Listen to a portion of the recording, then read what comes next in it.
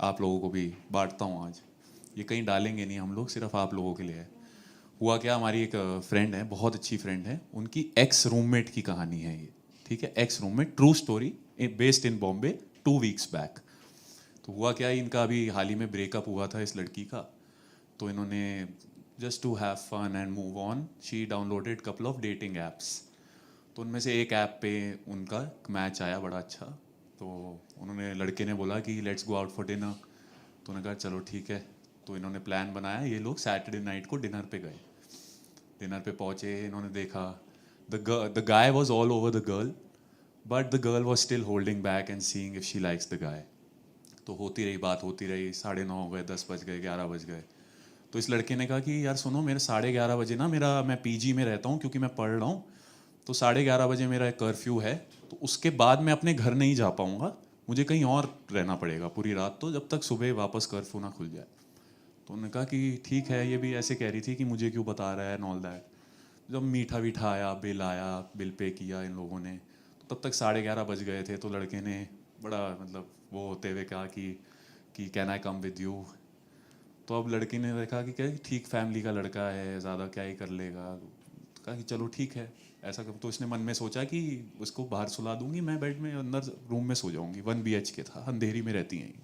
तो ये चली गई, दोनों गए, पहुँचे, घर पहुँचे। और लड़का बिल्कुल रास्ते में भी तंग कर रहा था, ऑटो में भी बिल्कुल बात करी जा रहा है। नीचे इनके वो खाने की दुकानें हैं, इडली विडली मिलती है, वहाँ पे 4-5 सिगरेट पी ली खड़े होके, बिल्कुल तंग कर रहा था लड़का। तो ये इनसे बिल्कुल तंग हो गई लड़के से।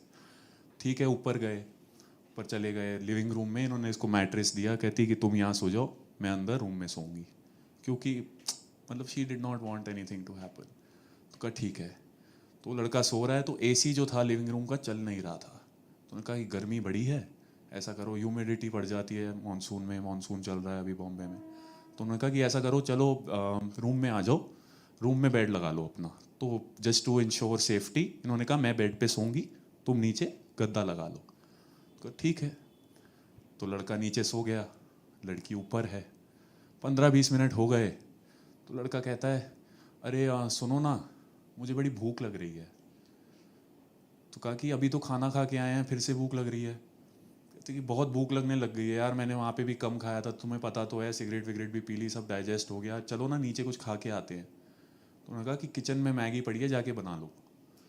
तो इसने कहा कि मुझे तो गैस वैस भी जलानी नहीं आती, आके हेल्प करो ना प्लीज़।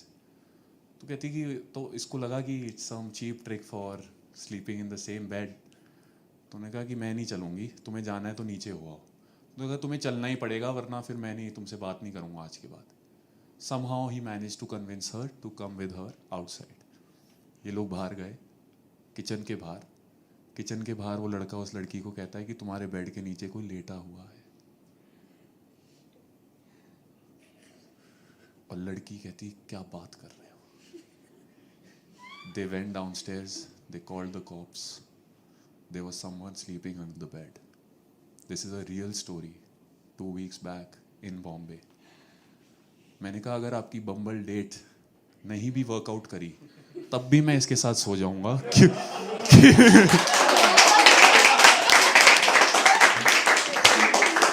कि इसने मेरी जान बचाई है दोस्तों। अब होता क्या देखिए, पहले तो लड़के की प्रेजेंस ऑफ माइंड देखिए, लड़के ने कैसे, अगर वो बोलता कोई है तो वहीं दोनों चले जाते, but the presence of mind की भूख लग रही है वो। सेकेंडली, घर अगर बाय चांस डेट वर्कआउट बिल्कुल भी नहीं करती, लड़का अच्छा ना होता, तो वो दोनों साथ वापस आते नहीं, वो अकेले आती, फिर भी क्या होता। So everything that happens in life happens for a reason, and yes, and that was the point.